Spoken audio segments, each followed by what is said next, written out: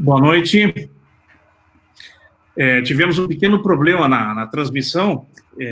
Evidentemente que nesses tempos de muita gente em casa, e obviamente a internet fica com dificuldades. Mas vamos voltar e vamos reiniciar, porque tivemos esse problema, e eu vou passar então a palavra ao colega Fraquelli, que estava fazendo comentários sobre a trajetória da economia mundial antes da Covid, né? E passo então a palavra e depois faço então as considerações numa espécie de ping-pong que vamos fazer aqui, de troca de impressões sobre a parte da governança. Professor Fraquelli, por favor. Eu estava descrevendo, né, esse período que vem da crise de 2009 até o fim do ano passado, e eu dizia que a desaceleração começou a ser superada ao final da retomada da economia mundial, mas que de 2, 3 anos para cá o assunto da desaceleração começou a aparecer com muita frequência. E quando nós começamos a nos aproximarmos do dia 31 de dezembro de 2019, o que se discutia era se haveria uma recessão global ou não. Já estava na pauta isso. Eu lembro que eu fiz vários posts, né? Eu não estava bem convencido que essa eventualidade, que essa possibilidade pudesse se confirmar, mas eu começava a ver pessoas de respeito na área da economia internacional já falando em recessão mundial. Essa recessão mundial implicava que a economia americana, que estava em desaceleração, também fosse para a recessão. Então, o quadro era mais ou menos esse. Tínhamos a guerra comercial entre China e Estados Unidos, nós tínhamos a reformulação do NAFTA no acordo dos Estados Unidos com o México, nós tínhamos os problemas todos com o Irã, do governo americano, nós tínhamos problemas em vários lugares, sempre com a presença de Donald Trump. E Donald Trump, a uma certa altura, começou a sentir que a desaceleração começava a se acentuar, que poderia ter uma recessão em termos da economia americana, e começou a pressionar o Fed, o Sistema de Reserva Federal dos Estados Unidos, cujo diretor-presidente, o chairman, o Jerome Powell, foi indicado pelo próprio presidente. E às medidas que as reuniões aconteciam, o presidente americano pressionava o Fed? Ele queria uma reação na política monetária mais rápida, ele queria uma queda nos juros de forma mais abrupta, e nada disso se confirmava. E eu lembro que o presidente do Fed, em todas as entrevistas, muito sério, muito, digamos assim, tranquilo, seja nos depoimentos no Senado que ele dava, eu gravava essas entrevistas e ouvia mais de uma vez, eu percebia que ele não estava a fim de mudar a política monetária, propor uma mudança política monetária.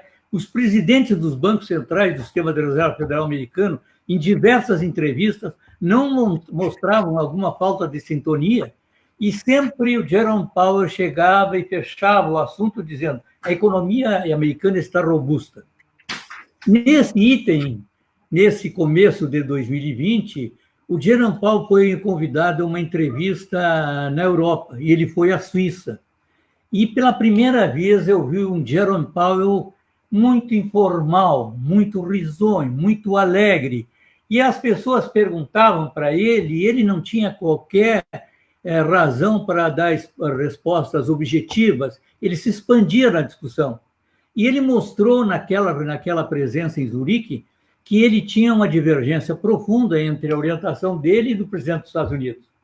Aí surge, no dia 31 de dezembro de 2019, a informação que o Wuhan estava sendo atingido pelo coronavírus. E esse coronavírus, quando surge, ele muda radicalmente o cenário econômico. Eu lembro que ainda as primeiras publicações do Fundo Monetário, do Banco Mundial, da OCDE, dos bancos da Ásia, todos trabalhavam ainda a desaceleração, porque com relação ao coronavírus não havia uma visão extremamente pessimista nos primeiros dias, nos primeiros momentos. Eu acho que para que o nosso ouvinte, o que nos acompanha pela palestra agora, Eu acho que é importante entender como se fosse assim um trem que freou, que vinha em alta velocidade e freia nos Estados Unidos. Um trem freia na Rússia, um trem freia na China. E assim diversos trens vão freando e nós não temos condições de imaginar que possa se recuperar aquele quadro que aí está. Mesmo assim, nos primeiros dias de janeiro, ao longo de janeiro, de fevereiro, eu acompanhava o aumento da volatilidade. O mercado de capitais começou a se ressentir que aquele quadro que estava aí poderia ser algo diferente. No começo eram pequenas variações, menos 2% hoje, mais 2% amanhã, mas à medida que o quadro foi mostrando a sua real dimensão, as variações no mercado de capitais começaram a ser extremamente elevadas. As oscilações foram extremamente rápidas. Então, é este quadro que eu vi naquela fase anterior ao coronavírus, que eu vou falar num segundo momento, Paulo. Ok, obrigado, Fraquelli.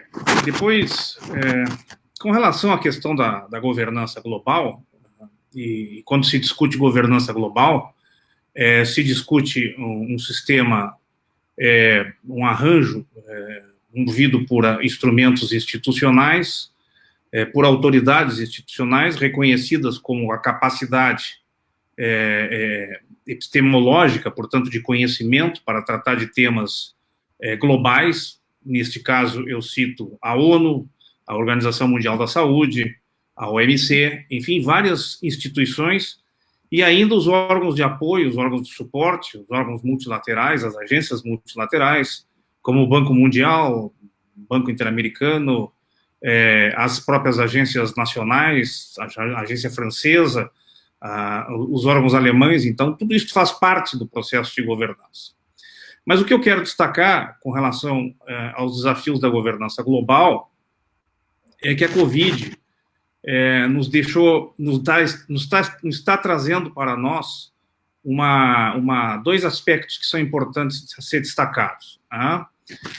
Primeiro, a necessidade ou a quase que obrigatoriedade de uma integração das ações comunitárias e a capacidade do Estado, em especial o papel central, né, dos Estados-nação e das cidades, como primeiros socorristas. Nós assistimos de forma absolutamente quase que universal as dificuldades que a Itália enfrentou, que a Espanha enfrentou. O Brasil, por uma determinada atraso, né, no entendimento da crise, ainda teve, no meu ponto de vista, na minha visão, uma determinada condição de poder tratar a questão com isolamento. Em seguida, isso se transformou numa dicotomia, numa dualidade, a famosa dualidade saúde-economia, ou vida-economia, e todas essas tensões vão trazer uma rediscussão nesse processo de governança, que é muito importante, né? Primeiro, que reintroduz um debate sobre o papel dos Estados, e quando eu falo do Estado, eu não estou aqui me referindo àquilo que nós viemos discutindo, se mais Estado ou se menos Estado. Até porque, diante de uma crise pandêmica como essa que aconteceu, as sociedades, em primeiro momento, na emergencialidade, recorrem, né, à sua organização, que é o Estado. E isso traz para nós uma dimensão um pouco reflexiva, no sentido de, quem sabe, diante deste novo contexto, e estamos assistindo às dificuldades que são de cunho global. Nós temos ainda os números da China, né, que ainda não foram, vamos dizer assim, abertos e transparecidos ao universo, sobre qual foram os impactos, enfim. E uma outra questão foi as questões que vêm dentro desse contexto de crise, dentro desta crise de 2009, que o professor Fraquelli refere, que são as questões relativas às falhas globais de cooperação, né? Uma série de episódios que vêm mostrando, né, dificuldade na capacidade de resposta, né, das nações em nível internacional e regional, né, diante de um grau de deterioração, né, de um multilateralismo, né, anteriormente à pandemia, e que acaba implicando em alto custo à sociedade e à economia. Eu me refiro especificamente a esse grau de deterioração, aquilo que nós enfrentamos já antes e vimos enfrentando antes da pandemia se instalar, que é, por exemplo, os debates, a polaridade comercial entre a China e os Estados Unidos, na discussão de políticas protecionistas, enfim, um debate de poder econômico, um debate de hegemonia. Afinal, a China, no início da década, representava 4% da economia global, hoje representa 17%, se tornou o grande centro supridor das cadeias globais do planeta. Obviamente que os Estados Unidos também, pela sua pujança política, pela sua natureza de estratégia geopolítica que empreende, também é um país que disputa este contexto. Na Europa, assistimos, né, a saída, o enfraquecimento da União Europeia com a saída da Inglaterra no episódio do Brexit, e agora, frequentemente, com a questão do Covid, um esfacelamento, né, dos sistemas públicos de saúde e a sua incapacidade de resposta nas dificuldades referentes a que a Itália e a Espanha enfrentaram. Eu não vou entrar aqui nas considerações sobre foi mais previdente ou menos previdente, se anteciparam ou não anteciparam. A grande verdade é que isso revelou, e a questão dos Estados Unidos revela isso, né, a incapacidade, né, dos sistemas públicos de saúde em países ricos, né, em ter um enfrentamento bastante de atendimento pleno, de atendimento pelo menos satisfatório desta pandemia. Então, os desafios da governança estão postos dentro de um processo de deterioração de um multilateralismo que apontava para o mundo, em que pese algumas restrições, uma possibilidade de integração maior, mas que se deterioraram ao longo do tempo. Aqui mesmo no continente em que vivemos, né, nós ainda temos um grande desafio sobre a questão do Mercosul, que tem dificuldades estruturais para se estabelecer. Enfim, há uma série de dificuldades. A América Latina, por exemplo, gasta 1/3 em valores, em recursos públicos para os seus sistemas de saúde, o que a Organização Pan-Americana recomenda, em torno de 7 a 8%, né, do PIB global, e nós aqui na América Latina gastamos apenas o equivalente a 2,2%. Então, há um grande desafio da governança global, num contexto de deterioração das relações de integração mundial, de conflito, de uma pequena polaridade, uma pequena polarização, quando eu digo pequena pela relatividade, mas pelo grau absoluto, de se tratar das duas grandes maiores economias do planeta, e isso traz preocupações sobre os desdobramentos futuros. Essa nova governança, com todos esses desafios, terá que ser mais comunitária, obviamente mais solidária, procurando se integrar. E os desafios maiores que vejo desse processo decorrem principalmente de alguns eventos e alguns episódios que acontecem pós-Covid, como a declaração, por exemplo, do presidente Trump, no dia 27 de março deste ano, quando acionou o Act Defense Production, o ato de defesa da produção, propondo, né, um processo de produção interna de elementos que os Estados Unidos importam, o que certamente isso está, claro, dentro de uma estratégia, não de curto prazo, mas que, de certa forma, tensiona mais ainda as relações internacionais quando propõe que os Estados Unidos passe, né, a produzir aquilo que certamente que importa. Considerando que estamos numa economia global e estamos numa economia integrada, significa dizer que os desafios, especialmente desta disputa, serão muito grandes a nível da governança internacional. Outro aspecto que nos chama a atenção são os litígios que vão decorrer desse processo, como, por exemplo, a tendência da Índia a acionar em tribunais internacionais à China pela responsabilização dos prejuízos, lembrando que, especificamente, os Estados Unidos, através de um estado, o estado do Missouri, entrou com um processo contra os Estados Unidos, contra a China, perdão, acusando-a de omitir informações e de não ser transparente do ponto de vista solidariamente com os demais países com relação às experiências. Enfim, nós temos aí um cenário bastante complexo, bastante desestruturado e, no meu ponto de vista, bastante belicoso para que o mundo possa, talvez, conseguir se reordenar na sua dimensão econômica, porque, a partir deste momento, precisamos, certamente, de uma maior integração, de uma maior ação comunitária e de maior solidariedade, porque a crise é uma crise humanitária, de dimensão social e com profundos reflexos na economia. Professor Fraccheli. Eu fiz na primeira manifestação, fiz um apanhado, né, de como chegamos ao coronavírus.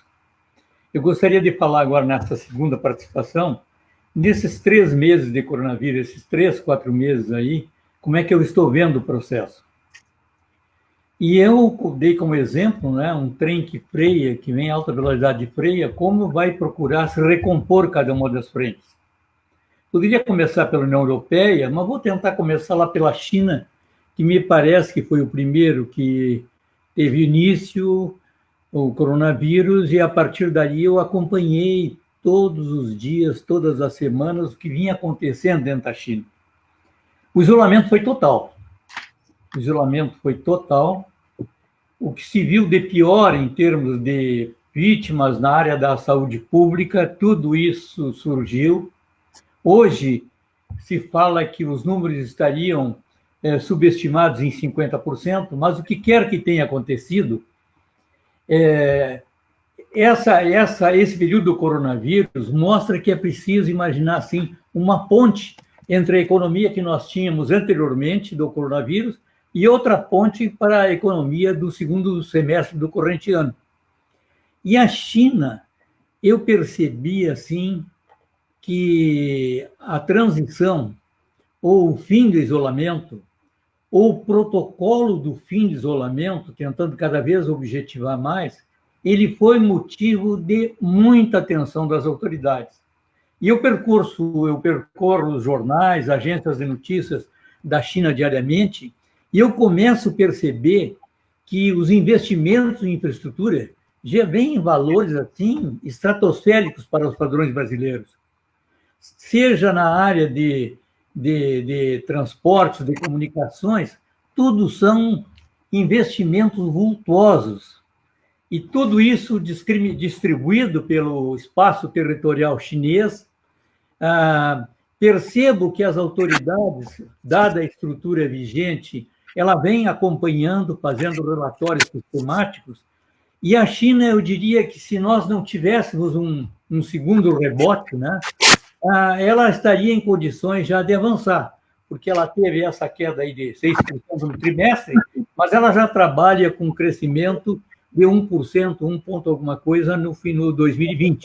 Então, a China, me parece que absorveu esse primeiro momento e tentou ir adiante. A Europa, tanto o exemplo da Espanha como o exemplo da Itália, a Espanha já vinha numa transição, mudou o comando da União Europeia em outubro, novembro, dezembro. Então, nós tivemos a nova presidente da Comissão Europeia, a Ursula von der Leyen, que era a ministra lá da Defesa da Alemanha. Ela era do mesmo partido da Angela Merkel. E ela vem, há um programa aqui na televisão espanhola, quem gosta de acompanhar o problema da União Europeia, um programa que vai ao ar todos os domingos, todos os sábados, às 8h30, 9h da manhã, que é a Europa 2020, Europa 2009. A cada ano vai mudando, né, e dá os principais fatos. E eu vinha monitorando a atividade dela, e ela está com muito otimismo com relação à perspectiva do bloco europeu. Só que dentro da Europa, a questão de ter uma unidade de comando, uma unidade de decisório, fica difícil, porque nós temos lá, ao contrário dos demais países, lá nós temos uma aliança entre conservadores, liberais e sociais-democratas. E a oposição vem pelos europeístas, a oposição vem pelos nacionalistas, a oposição vem por outras correntes de política, mas este grupo que mantém o comando da União Europeia, ele vem conseguindo levar adiante o processo. Nós tivemos aí, nos últimos 15 dias, um conflito muito intenso em termos de saída. A Itália e a Espanha precisam de dinheiro para ontem. A Holanda, e depois seguido da Alemanha, não concordavam com isso. E aí começou a haver reuniões, até que se chegou à ideia de formar um pacto, formar um acordo, um plano de recuperação. Esse plano de recuperação foi contestado pela Holanda, pela Alemanha. E esse processo aí ficou 1 dia, 2 dias, e quando há o problema de diferença de fuso horário entre o Brasil e a Europa, então, quando a gente acorda aqui, já é 4, 5 horas na frente da Europa. Então, as decisões já estão saindo. E eu fui percebendo que começa a haver, em termos da Europa, uma luz no fim do túnel com esse plano de reconstrução. E cada país vai encontrando a sua alternativa. Por exemplo, ontem fechou o Pedro, presidente da Espanha, ele fechou com o Pablo Casado, digamos, uma ideia de fazer uma mesa de negociação. Então, eu tenho o acordo no bloco e tenho o acordo no país. E, a par do avanço do coronavírus, a par dos óbitos, vai se chegando no platô. E aquele platô sinaliza que é preciso encontrar uma forma de abrir a economia. Então, isso que nós estamos discutindo, eu acho, prematuramente no Brasil, está acontecendo na Europa. Hoje eu gravei uma entrevista do Giuseppe, presidente da Itália, do governo do Conselho de Ministros da Itália, onde ele diz assim: é legítima a preocupação de terminar com o isolamento, é legítima a preocupação de procurar encontrar uma forma, mas nós não estamos certos que não vamos ter um segundo contágio. Então, na Europa, ao contrário da China, a gente percebe que está se fazendo protocolos, país a país, a Itália, a Espanha, o acordo da negociação, e isso pode apresentar resultados. Mas ainda há uma pauta densa pela frente. Há uma necessidade de fixar recursos. Os recursos, como é que vão ser, os eurobônus, como é que vão ser distribuídos? A ideia era de ter uma solução para o período transitório do coronavírus, e depois entra numa linha normal. Mas isso ainda está sendo questionado. Nos Estados Unidos, o que nós percebemos é que o Trump, quando mudou o discurso, que queria o isolamento e aí aceitou discutir com os governadores, nós temos a figura do Trump e a figura do governador de Nova York e o prefeito de Nova York. Então, nós temos essas 3 figuras aí sempre discutindo o tema. E todos eles percebem que se o Trump não injetar recursos da economia, a economia se recupera. Ao contrário, daqui, lá ele já fez um pacote de 2,5 trilhões, 500 bilhões de dólares, e está anunciando um segundo pacote, e já se fala num terceiro pacote. Então, os Estados Unidos, em geral, e o governo do Trump, em particular, estão visando uma recuperação da economia, outra recuperação da economia, que viabilize a reeleição dele, porque eu acompanhei toda a eleição anterior, eu não imaginava que o Trump venceria na eleição anterior, e da maneira como o processo acontece, eu acho que o Joe Biden digamos assim, não é páreo para o Trump que está aí. Eu vejo as estatísticas, a rejeição ao Trump era de 41%, ela vinha caindo mês a mês e já fechava janeiro com 49%. Então, ele, como executivo, ele não quer saber se o Congresso vai autorizar, vai aceitar, ele toma a decisão e propõe. E propõe o que ele pensa, com o Twitter, ou tem o Twitter, ou nos discursos, e ele passa todos os dias 1 hora na frente da televisão. Então, eu acho que a saída na economia americana, ela pode ser um pouco mais rápida, não foram os dados do desemprego que estão aparecendo agora. Ou seja, ele chega ao coronavírus com uma taxa de desemprego de 3,6%, e um presidente que chega com 4% de desemprego, ele tem boa chance de se reeleger. Quem chega com 6% nem se candidata. O coronavírus precipitou todo esse quadro, e vai ser muito importante essa ideia da retomada, já que os números do desemprego são dados. Então, eu acho que os Estados Unidos vai ter a chance de uma recuperação mais rápida, mesmo que o coronavírus tivesse pegado os Estados Unidos com mais intensidade e ele vai demorar mais tempo para sair. O Japão atrasou a saída dele. O Japão não deu a devida atenção à questão do coronavírus e eu acho que, a partir de agora, ele está fazendo um isolamento total para tentar ver se encontra uma saída.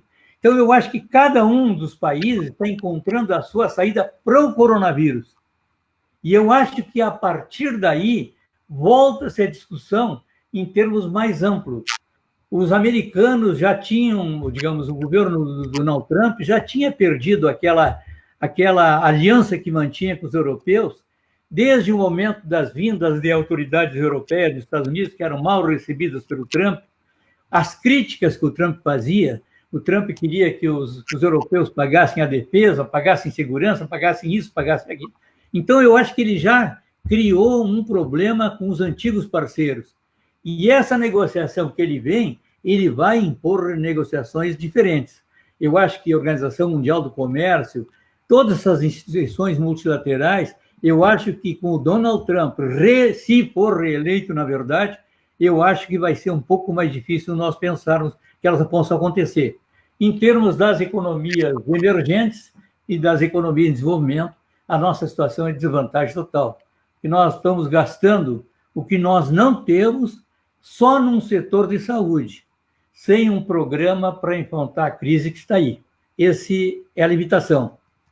A virtude, ou, digamos assim, o ponto forte, foi a mudança no FMI. A Kristalina Georgieva, uma política búlgara que assumiu a posição da Cristina, que assumiu o Banco Central Europeu, ela tem sido, assim, muito mais calma, tranquila para discutir o problema das economias emergentes. A própria situação da Argentina, que já era para estar num novo default, não fosse o Papa ter organizado uma reunião no Vaticano com a presença do FMI para encontrar uma saída para a crise da Argentina. Então, eu acho que, pelos padrões anteriores, as economias emergentes vão encontrar muita dificuldade. Mas, pelas lideranças que estão surgindo aí, é possível que se veja de forma diferente a situação das economias emergentes. É esse o quadro que eu vejo do coronavírus. Eu fecho com o que eu percebi hoje. Hoje houve uma reunião no Parlamento Europeu, onde estava, de um lado, o presidente do governo, que é do Partido Social Obrero Espanhol, estava ali o Pablo Casado, do Partido Popular, estava o líder do Vox, estava o líder da ERC, então tinha outras lideranças ali, e a situação era de um plano para retomar a atividade econômica. Mas o ambiente era muito tenso, até eu escrevi no meu blog hoje que os termos da discussão eram bizarros, as pessoas se criticavam, mas assim, sem qualquer preocupação com os termos que usavam.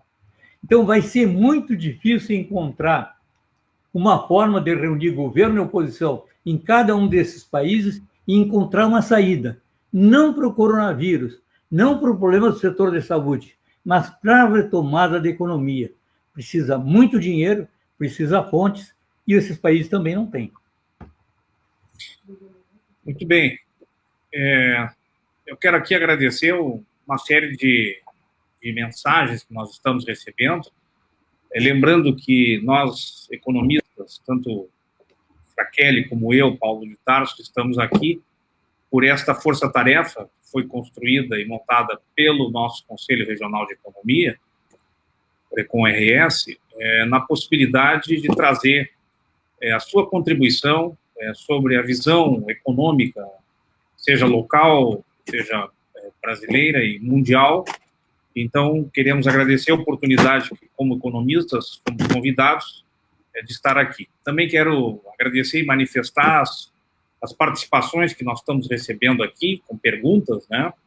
E, de pronto, eu já vou agradecer aqui a participação do Danton Júnior, que faz uma pergunta: como a pandemia deve interferir nas exportações do agronegócio, já que sofre com uma estiagem severa. Eu diria o seguinte, as exportações brasileiras deste ano, especialmente as exportações de commodities, soja, milho, as grandes commodities que o Brasil exporta, já estavam comercializadas com bastante antecedência e praticamente 80%, né, das entregas já foram feitas. Portanto, a estiagem não conseguiu abalar suficientemente a situação dos compromissos internacionais do Brasil. Até porque o agronegócio deu um salto tecnológico, uma evolução muito grande, né, com, por exemplo, a questão de requisitos tecnológicos, como a questão da irrigação, como a questão, inclusive, da tecnologia embarcada, né? Então, há um avanço, é um setor que realmente avançou muito no Brasil e traz hoje resultados muito interessantes. Com relação daqui para frente, eu entendo que todas essas dificuldades e somada à observação que o professor Frachelli faz sobre a questão da recuperação americana, e até vou lançar aqui uma pergunta para que o nosso debate fique um pouco mais apimentado, como, professor, o senhor vê a recuperação da economia, né, americana, sem que não haja aí uma série de instrumentos, né, de natureza fiscais e cambiais e de outra natureza que venham afetar, né, as economias do mundo inteiro e principalmente as economias emergentes, considerando que o Brasil tem nos Estados Unidos, né, um grande parceiro comercial. Então, quando o Frachelli fala sobre essa capacidade dos americanos terem uma vantagem de recuperação maior, eu fiquei ao mesmo tempo pensando que requisitos para esta recuperação poderão nos influenciar, né, a exemplo, especialmente quando comentei no bloco anterior, que o presidente Trump está, vamos dizer assim, bastante focado, né, com o famoso ato de proteção, de defesa à produção americana, e que experiências isso vai trazer. Então, com relação à pergunta do Danton Júnior sobre a questão do interferir nas exportações do agronegócio, eu complemento dizendo o seguinte, talvez aí seja uma oportunidade para o Brasil, dada a sua competitividade sistêmica nesse setor, né, de poder, inclusive, considerando que, ainda hoje vi uma notícia no Financial Times, dizendo que as cadeias produtivas alimentares que abastecem os países emergentes, os países pobres, né, estão com dificuldades, talvez o Brasil tenha uma possibilidade de, num processo de governança e articulação do ponto de vista mais comunitária, tenha uma grande oportunidade de abastecer, né, o mundo com a sua capacidade de produção. Mas, enfim, eu retorno ao Frachelli para que ele possa responder, então, a pergunta do Danton Júnior, repetindo que como a pandemia deve interferir nas exportações do agronegócio, que já sofre com a estiagem severa. Bem, Danton, eu acho que o caso da China, nosso grande parceiro, e foi essa a imagem que eu tentei passar, a China me parece que conseguiu retomar a atividade econômica, né? A organização das fábricas, um novo protocolo de trabalho extremamente rápido.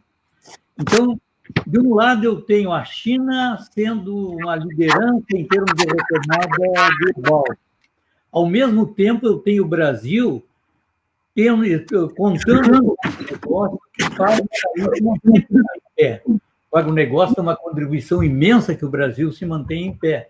Então, eu acho que neste mundo que vai ser fundamental a questão dos alimentos, a corrente Brasil e China tem tudo para avançar e sem grandes interrupções. Eu acho que esse é o ponto mais positivo que o Brasil tem no período pós-coronavírus. Com relação ao caso dos Estados Unidos, os americanos são, digamos assim, muito objetivos em encontrar uma solução e pôr em prática. A ideia americana não vai ser como nós tínhamos na época do Obama, que é preciso consultar os japoneses, os chineses, os europeus. No mundo do Donald Trump, America First. E America First se ele vai a Detroit, se ele vai a qualquer lugar, ele vai a uma região industrial, emprego é aqui.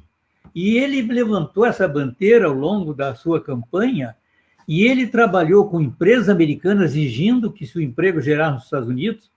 No acordo com o México, foram várias e várias tentativas, o acordo estava quase fechado, e ele voltava a exigir que os benefícios fossem para o trabalhador americano. O acordo com a China, aquele acordo da guerra comercial, eu lembro assim, a primeira vez eu acreditei que o acordo ia ser fechado, estavam todos os detalhes prontos, entrou Donald Trump, diz não concordo, e começa tudo do zero. E ali se trabalhou mais 2, 3 semanas, chegou um novo acordo. Então eu acho que a economia americana tem essa chance de recuperar, à medida que o processo decisório interno é muito objetivo, e, por outro lado, essa crença vigente na America First. Eu acho que isso vai ajudar um pouco a recuperação da economia americana. Ok. Nós estamos já chegando ao fim da nossa live, tá? E nós temos aqui algumas perguntas, né? Uma pergunta, por exemplo, do Jairo, né? Que nos faz, com essa experiência da Covid-19, as eleições nos Estados Unidos passam por uma mudança do perfil da saúde pública no país. Eu acho que o professor Frachelli, de certa forma, já respondeu, do ponto de vista de que nós teríamos, os americanos terão, evidentemente, a mobilização de recursos para a retomada da economia. Talvez a prioridade não seja a área da saúde, né? Ela seja um efeito marginal deste processo, porque, obviamente, existe esta corrida, né? No sentido de que quem vai poder melhor se recuperar. Eu quero apenas fazer um comentário final, antes de passar para o professor Frachelli para fazer a finalização, dizendo que nós temos aí, nos desafios da governança, né? Talvez continuaremos vendo este confronto em meio à necessidade de um mundo mais harmônico, de um mundo mais... talvez é o desejo da cidadania, isso ninguém pode, de certa forma, contestar, embora a realidade se processe de forma diferente. Mas nós vamos conseguir, Frachelli, eu acho que assistir nos próximos meses ou nos próximos dias, né, a volta daquela discussão acirrada China e Estados Unidos, né, na medida em que a economia chinesa começa a se recuperar, que a economia americana tem perspectivas também de acelerar seu processo de recuperação, e mais ainda com figuras, vamos dizer assim, icônicas, como a questão do Trump, né, e como o Xi lá na China, nós vamos assistir, de certa forma, aquilo que nós estávamos assistindo antes da chegada da Covid, né? De parte dos Estados Unidos, ações mais confrontacionistas, mais protecionistas, né? De certa forma, com algum nacionalismo exacerbado, uma xenofobia, né? Por sua vez, a China, né? Com uma política agressiva em relação à ampliação do comércio exterior, né? Enfim, nós vamos assistir, em meio a essa necessidade de um processo de construção de uma nova governança, debates, né, ou, vamos dizer assim, enfrentamentos na representatividade das 2 maiores economias do mundo.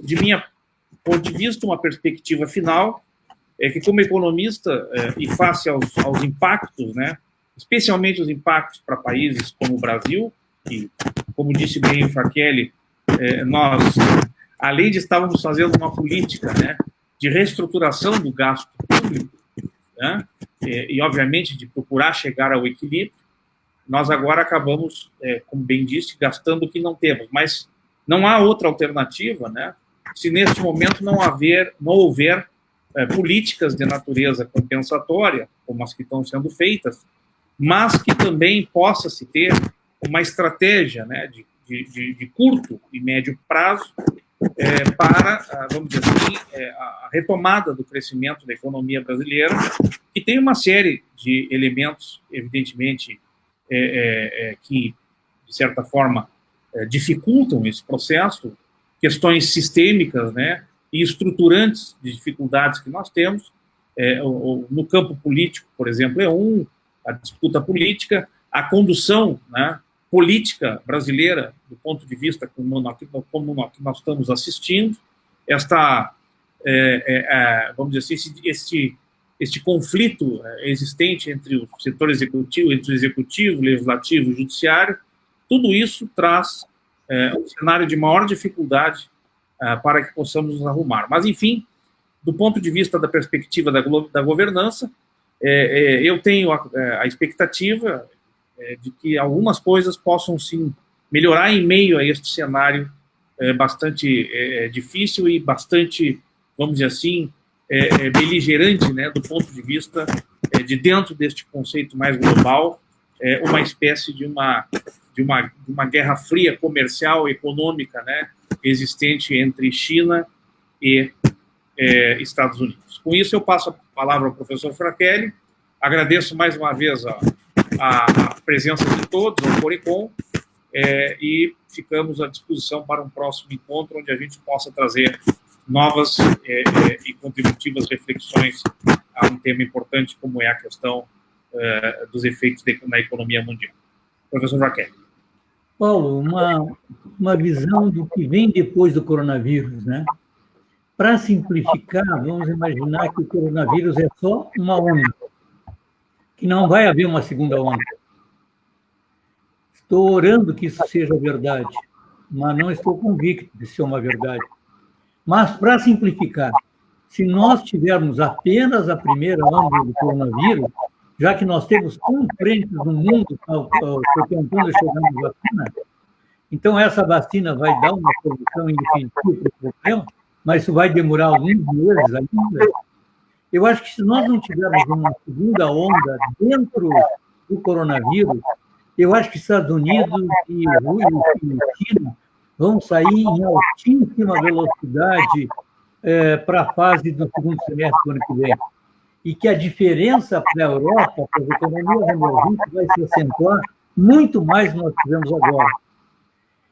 Eu não acho que, nesse momento, o Trump, com todas as situações incríveis que ele coloca, o povo americano, a política americana, com a polarização lá extrema, eu acho que ainda tem muita chance de se reeleger com a bandeira da América Latina.